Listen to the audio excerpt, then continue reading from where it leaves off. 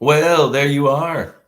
Again, welcome to my lair. Podcast, Charlie Greer podcast. I do this every day. Today, we're going to talk. So, I'm going to do a few episodes on this story, um, but I'll just kind of go through it. Then I'll have the actual person. I asked them, like, hey, can we tell this story? They're like, yeah, yeah, yeah. So, uh, we'll get them on soon and we'll tell the nitty gritty. So I'm just going to have to talk in generalities. I'm not going to name names and some of the because we relived this story the other night.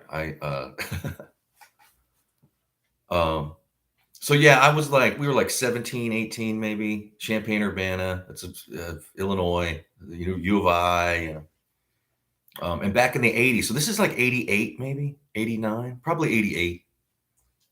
Champaign Urbana was hopping. Maybe it still is. I don't know. I haven't been there in 20 years, but um, uh, Green Street is like goes through campus town, and back then it was like a little Sunset Strip. Like there's all this stuff going on. It was pretty awesome. And one of my favorite places to go was Tritos Uptown. It was a little I don't know bands played there. They had disco music or whatever. I don't even know. They'd have like it was everything. Was it a restaurant too? I don't know. But and the reason that we liked it was we could sneak in and we had fake IDs. And that's just as I said, my sister was a little older than me. I don't think she was 21 yet, but that was our hangout. There'd be a bunch of us going. And at the time, Rantoul Air Force Base was a thing. So there was all these like they call them flyboys, like these Air Force people. Bless their hearts. So we'd go up to Tritos Uptown like on the regular and just again, just get blistered drunk. I mean, just um, we would sneak in booze if we didn't have the money. We'd steal drinks too. I'll tell you, it's stupid. Again, you're 17 years old. You snuck into it. Hey, it's the first time you really experienced this kind of stuff. Saw some great bands up there, partying like you would not believe. One time we went in and we snuck in, and this is stupid. We snuck in Keystone Light. Like I forgot we had a backpack or something. We had in Keystone Light, it was like a lined can. The can is lined with plastic, whatever. Cheapest beer you could find. And we snuck it in. And we knew, so we went, there was this bar, then there was a sidebar in the back. So we were like down by the back of the bar, but we were trying to be, after you get kind of lit, we were just had our beers out, we were trying to, and a bartender walked by and goes, hey man, we don't serve Keystone Light. Where'd you get that? And they took it, there's certain things you just don't do. You don't sneak in booze and then throw us out. But of course, like the next weekend, we're back with our fake IDs. Hey, look at me.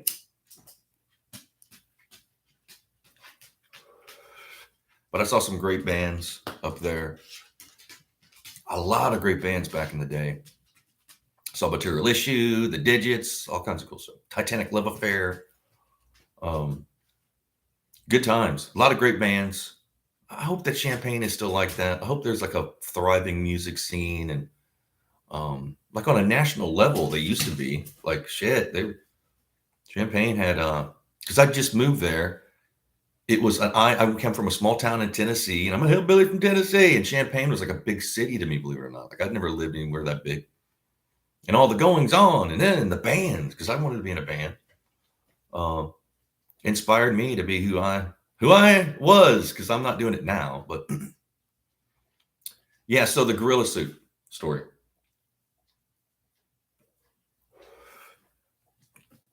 We going up to Tritos Uptown. So it was me, my sister, her friends, me, my friends. There was a group of us, and we got into things. We were partying like rock stars. We were hey, come here. My dogs, pardon me. I gave my one dog a haircut. Now he's all woo. So I didn't give him a haircut. I got his haircut anyway. So we moving on. We were partying at my house or our house, and then we're going to go to Tritos Uptown. In the winter, So it had to be like the winter of '88, maybe. I don't know. December '88, who knows? And so we're there, uh, partying like, sailors on shore leave, just drinking. Um, and it was wild. Like there was just people everywhere. So my friend, like there was people dancing on the tables. They would literally I don't think there was a band that night. I think they were just like playing music that a DJ or something. And so my friend, who's blistered drunk, pickled, is on the table. Well, the table like shifts. So he breaks that one table, goes to that side, hits another table, breaks that. Like people are there. Like it just showers everybody with booze, like pitchers of beer and, you know, some kind of purple drink they had a special on, whatever it was. Just, damn. I think we got kicked out again. I'm pretty sure because we're out in the street. It's snowing. There's all these people, and there was again Air Force guys and God knows who. So we got separated. Me and my friend got separated, and me and my sister and their friends and everybody, we went back to my place and continued so we were worried about my friend. You're like, what the hell? And again, this is common for this kind of stuff to happen in a college town. I mean, Champaign, Urbana back in the day was party central. I'll tell that a little bit later. So we get separated from him, and we're kind of worried. Like, hey, what the hell? What happened to him? Because weird stuff will happen at college kids, first time on their own. Some of these people have money, and there's frat boys and frat houses and sorority houses, and it's University of Illinois. It was on back then. The state streets where everybody said party. Just whoa. So the next morning,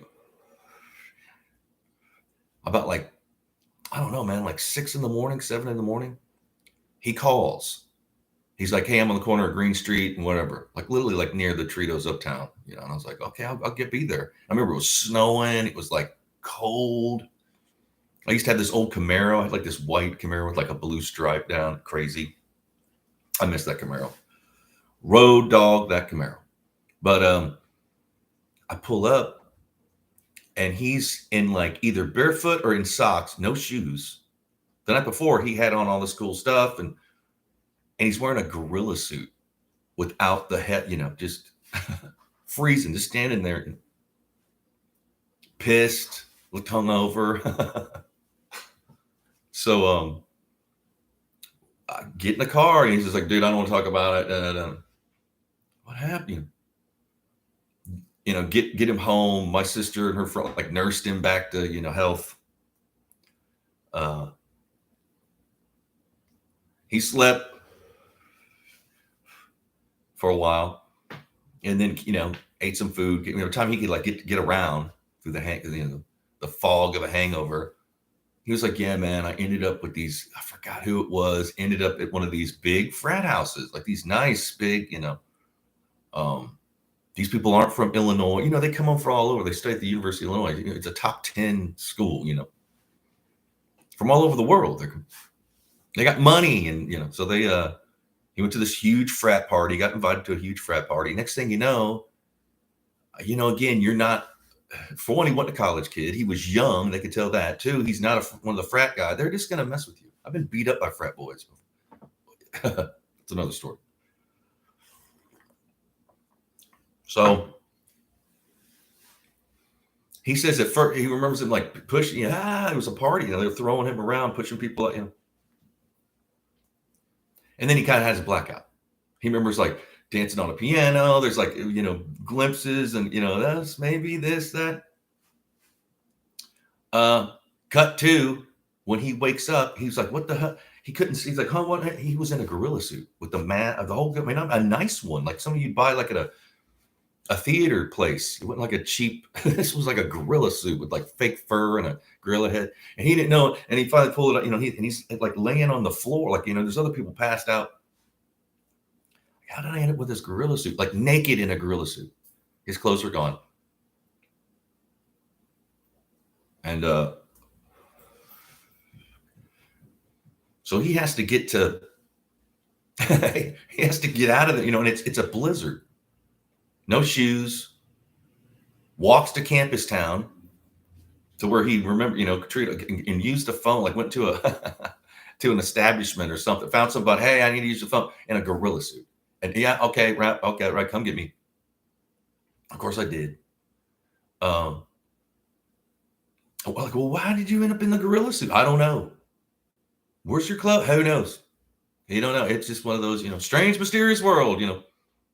We were laughing. I mean, we couldn't believe. And he was like, "Oh, come on, man!" We were busting his ball. Hell, you wake up drunk, hung up in a gorilla suit. Yeah, you're gonna get some. That might be a thing.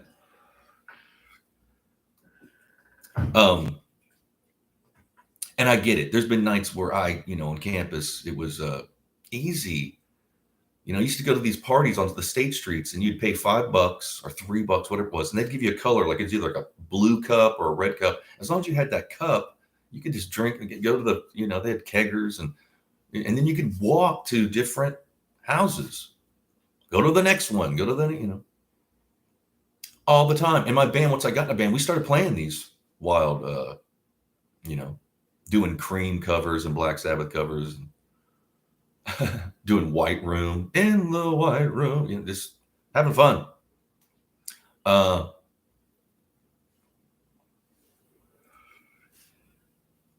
later on, okay, it's the gorilla. So it gets out. Like, don't tell anybody. Yeah, everybody's gonna know. Everybody's gonna. People that saw you on Green Street. What was the guy standing in the blizzard with barefoot with the gorilla suit on? He didn't have the head though. I told you, because we had the gorilla suit. I was like, man, you should have grabbed the head. We could have. He was like, yeah, damn, I wouldn't think. So cut to years later, like, I don't know how many years later, 3, 4, 5 years later, I'm in another band, Love Engineer.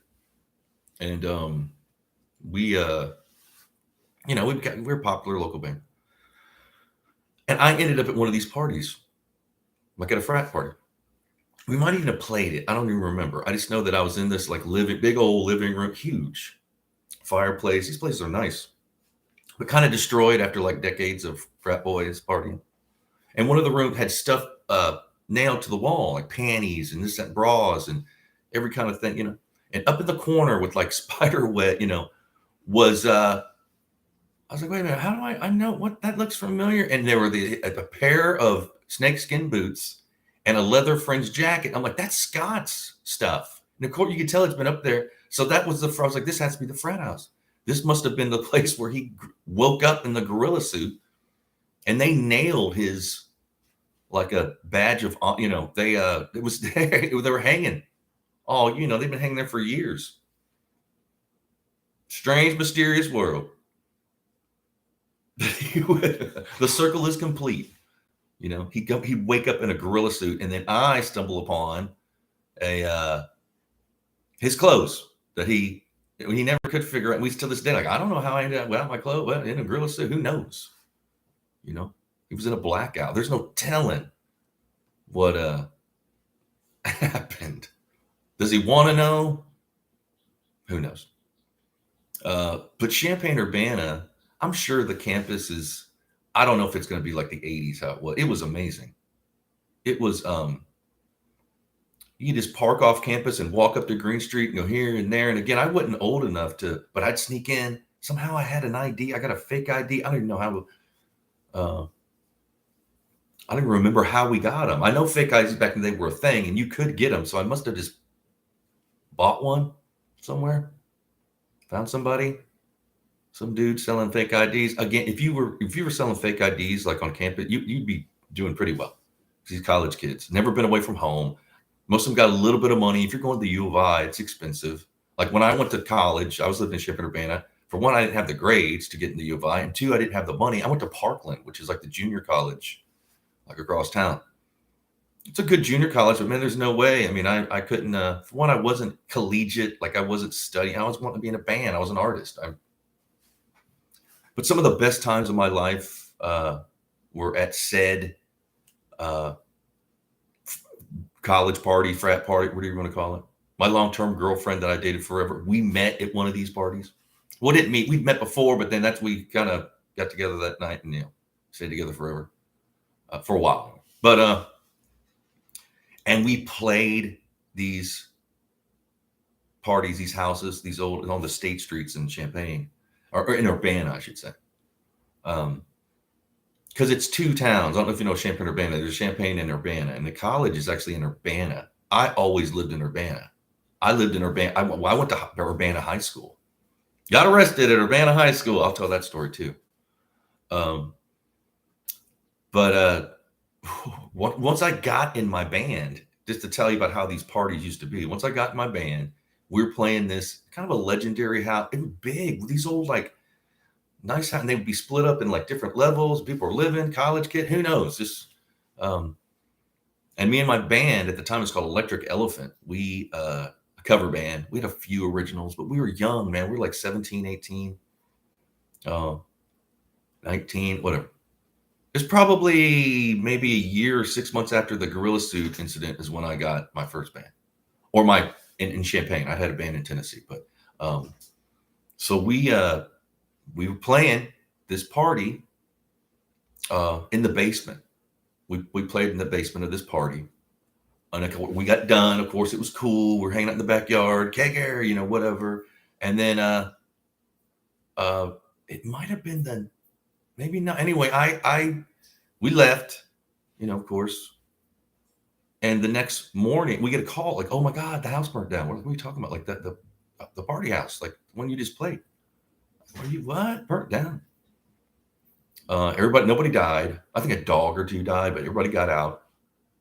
And we got in the car and drove, and it was snowing. And I remember this big house with the porch and all this had been there for like 100 years, whatever. You could smell it. Drive like, damn, that's a fire. Yeah, there was a fire. And we got there and turned, and I couldn't believe what I was seeing. Like, it wasn't there. It was just smoldering like ash.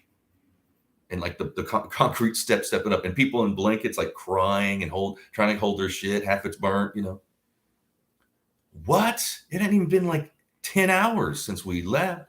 How did it burn down?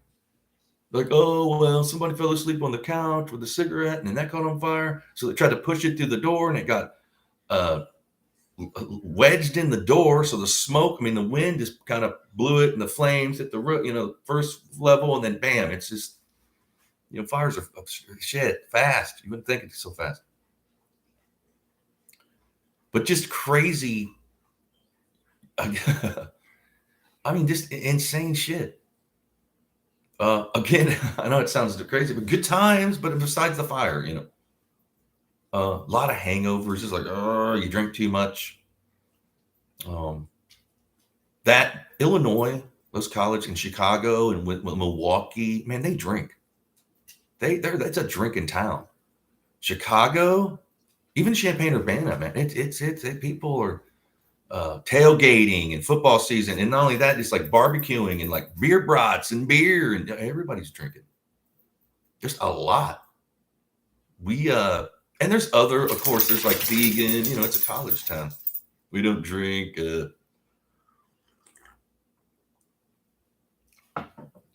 And quite honestly, once I got in my band, you realize that it's not about how good you are. It's about bringing people in and selling beer and booze. You want to headline a weekend, you're going to have to sell a lot of booze.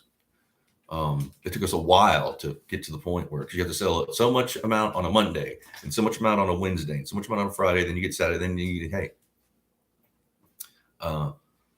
But yeah, there's Bud Girls, and you know what I mean? It's a college. There used to be so many places to play live, just in Champaign, Urbana. And I think it was like 100,000 people, maybe.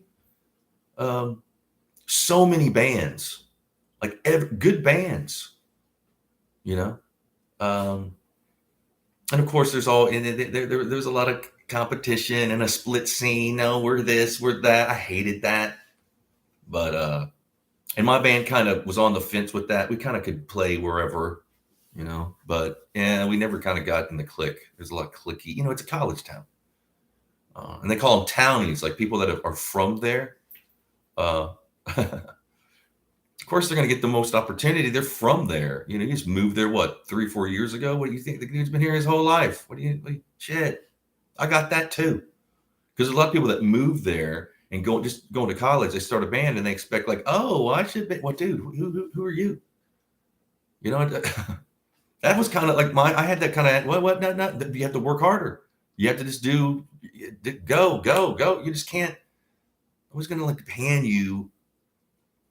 Thank God I had to deal with that. Really, I'm thankful for my experience there in Champaign, Urbana, because that got me ready for Los Angeles. We're like, oh, okay, I know about this, and hell, this is easy now. You know, what? That shock of what? And quite honestly, there's opportunity. A lot of that stuff that goes on in Champaign, Urbana, or like college that wasn't in LA. As long as you're like able-bodied, they'll just give you an opportunity. Even if it's to make fun of you, at least you can get a chance to. Because I'd rather people underestimate me as far as my music or my art. That way, that's the only way I can like blow their minds. If they have this preconceived notion about me, about people, oh yeah, he's great, like bullshitting about it, and then I don't meet that, you never will. You know, so I get it, duh. But we a lot of good times, a lot of well, my house was kind of we turned it in not to a party. We'd have like blowout parties because the cops would show up. We lived across the street from the park, and it was always cops. So, but something was always going on. We had bands rehearsing in the basement until the cops. So, you know, the neighbors were. You can't be. You know, with a lot of band, Titanic Love Affair practiced a few times, or for a while in my basement. And then we had we were go-getters, man. We had and it wasn't me, it's the other guys in the band. They rented like one of those storage units with like the door that comes up. We just turned that thing into like a little studio. It had electricity. That was it. There's no water except outside there was a pump, no bathroom. And we would like rehearse and have parties, like perform. Like they'd be like, we'd go at night, like on a Friday, Saturday night, and go to these bars underage, just sneaking around. Hey, we're playing. Oh, I forgot what it was called. Parkway, whatever the hell it was. We'd have that place. There was car. Again, you could never get away with this now. They would, and they kind of shut it down too. I mean, there's only so many, but good times and just doing it. Again, you work with what you have. What do we have? Well, let's just master that. Let's just do it. And that's why some of us succeeded, because we were just, you know, we knew, yeah, you got to have a catchy song. You got to be good. Again, we were good. I was always in good bands. Always had the best guitarists. You know, we wanted to be tight. We're always on the, you know, and of course we're drinking on stage. We're playing at these crazy parties. You know, we're again not waking up in gorilla suits, but having a good time. And sometimes we play like twice. We play like during the day, then later on that night. I mean, shit. We played the homecoming parade, my first band, the U of I homecoming parade. And I had the dumb idea of like, hey, they're going to rent us wireless mics, and they had us on a truck. And I was like, well, there's not that room. They put the band and stuff. I was like, you know what? I'll walk behind not realizing that it was like the parade is how many miles, you know? And I'm singing and I'm walking. Oh, shit. Like mistake, regrets. I mean, and I remember we only knew like so many covers. So we had to like do the set like 3 times. So depending on where we were on that route. Good day though. First time I ever used a wireless microphone, and it was worth a lot of money. They're like back then, like, you better not stop me. And we got fans. Matter of fact, that kind of pushed us off to my next band. See, this is another thing about like certain how things go. My next band, you know, we're up and coming, and we got picked to play the Quad. It was like, again, homecoming or something, and the Quad is like this big park in the middle of University of Illinois, like it's big, you know, cool. People used to sit out in the grass and play guitar, and there's pathway, you know, and there's trees. And so we got picked to play, and they'd have like this kind of a trailer half, you know, had a stage with lights and everything. And we, you know, they were doing the whatever it was, homecoming concert. So we were picked to play that night. And there was a football game that day. So that night, and somehow it got to, I was like, oh no, uh, these bands are signed. So we want, you know, we're going to move you around. You got to play at like 11 a.m. Like you're the first band on. Okay, whatever. You know, you got, then these other bands, you know, all right. Who gives a shit? You know? So we, those morning gigs are rough though, because you have to get up at like, you know, then you have to unload, load out, you know, get by the time you get there. Of course, we're having beers at like 11, get on stage, and it was packed. Probably the biggest crowd I've ever uh, played in front of. They were saying there was like maybe 80,000 people there. It was a sea. I saw a guy fall out of a tree. I mean, it was just crazy. But yeah, it was. But when they put us on the early, they kind of like were like nanny, but you guys had to play early, and we got the night. All right, fine. You know, I don't care. Again, I never really got into that when it was happening. So then they leave you alone. If you do argue, you know what I'm saying? If you're like, fine, okay, whatever. They you know what I'm saying? Well, you gotta, you know, I never leaned into that kind of whatever. I get it. You know, there's competition, whatever. I don't care. We go on there at 11 and we slay. My band at the time was like, we're hitting on all cylinders. This is maybe 92, 93. Great set. Outdoor sets are kind of weird. We didn't get a sound check, but it was awesome. And we played in front of 80,000 people probably. It was just like a sea of people. Got off stage, and we, you know, did our thing, hung out a bit. Then I went home and I was with my girlfriend, and we're laying around watching TV. I'm gonna watch the ball game or whatever, and I hear something. I'm not really paying attention to the TV, and I hear something familiar, and I'm like, "What?" Look over, and it's my band on ABC Sports or whatever. Like, and they go, yeah, here in Champaign, Urbana, there's a band, Love Engineer. And they panned over and like zoomed into my band. And I just thought I looked so cool. I was like, oh my God, you know. And shocking, see myself on like national TV. Well, things changed immediately. As soon as that was over, maybe a minute or two later, my phone rang. Everybody, we saw you. Did you know? Yeah, I saw it. Yeah, I had to take the phone off the hook. Like by that night, I was like, dude, I've had 150 calls. I can't, you know.